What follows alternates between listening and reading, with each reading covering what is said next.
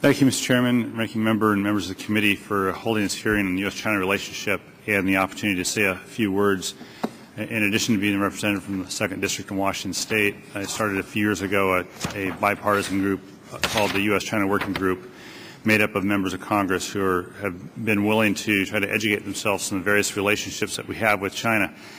And we invite any and all members to be part of that group. We like to say that we'll take the panda huggers, the dragon slayers, and even the panda slayers. So we'll take anybody with any type of view on China to come try to educate ourselves in these relationships. In my view, the U.S.-China relationship is one of the most important bilateral relationships that we have in the world. From my home state of Washington, trade with China is extremely important. Now, overall, 1 in 3 jobs in Washington State is tied to trade. And from 2000 to 2009, Washington State exports to China grew by 379%. By comparison, Washington State exports to the rest of the world grew by 41%. Now, how the U.S. and China cooperate on a variety of issues facing the world will have long-ranging consequences for every U.S. state and every country. For this reason, I think it's critical that both nations work together and to get it right. I think the current administration is built on a solid foundation, what the previous administration did with regards to the relationship with China. But I think if you want to characterize the relationship over the last year and a half, it's been like a roller coaster. Up through most of 2009, up until the Denmark conference, it was the ride up the roller coaster, after which it came screaming down very quickly. The relationship between the U.S. and China when you had the Dalai Lama visit, the Taiwan arms sale, and the Google issue, just to name a few. Since then, because of other major events, the relationship has evened out more into the plateau, including this event coming up at the G20 in Toronto later this month. The U.S. and China indeed have opportunities to move forward on a number of critical matters and there are issues that we have to face. First, the issue that draws the most attention from members of Congress is the Chinese currency peg to the dollar. It's my assessment that, in fact, lack of action on currency by the Chinese government may be driving Congress to action on currency legislation. Now, although I personally question the utility of such an action, I also do not doubt the likelihood of it. I agree that China should move to liberalize the Chinese exchange rate regime. However, in my view, China will not revalue its currency because we tell them to do so. They would revalue it because it is in their best economic interest. A revalued currency would be good for the Chinese economy and for the U.S. economy. China faces serious asset bubbles, particularly in real estate, and there are very real concerns in China of inflation. Last Friday, it was reported that the inflation rate for China crossed the 3% mark, much higher than they anticipated. And letting the renminbi appreciate against the dollar is a tool China has in its toolbox to contain rising inflation. Chinese currency reform is an important issue to work with, the Chinese on, but I don't believe it should dominate our strategic or economic dialogue with China, because currency policy is not a China policy.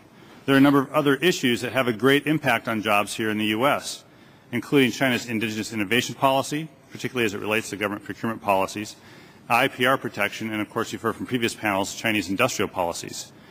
China has made positive steps forward on indigenous innovation policies since they were originally published late last year. However, there are still some very serious concerns about the general direction China is headed in terms of policies that appear to favor, and in fact do favor, domestic Chinese-owned companies and create an uneven playing field for foreign companies seeking to compete in China's market. Access to the Chinese domestic market by U.S. companies continues to be a concern. There are a number of barriers erected by the Chinese government that make it difficult for foreign firms, U.S. firms included, of course, to compete in the Chinese market. The agreement during the strategic and economic dialogue by the Chinese to submit a revised application to join the WTO's Government Procurement Agreement, or the GPA, is a positive step forward. If China was to join the GPA, U.S. companies would have a better opportunity to compete for China's government procurement market and thus create jobs in the U.S. It's my hope that China's revised offer to join the WTO GPA is as robust as they agreed to during the strategic and economic dialogue last month, and it is incumbent upon the administration and this Congress to hold the Chinese government accountable to this commitment. IPR protection continues to be a challenge as well. The piracy rate has remained relatively flat for the past several years, going from 82% in 2006 to 79% in 2009, so still intolerably high. And as you just heard from the Business Software Alliance, if we can work with the Chinese to get this number reduced, conservative estimates are that 25,000 new jobs would be created in the United States.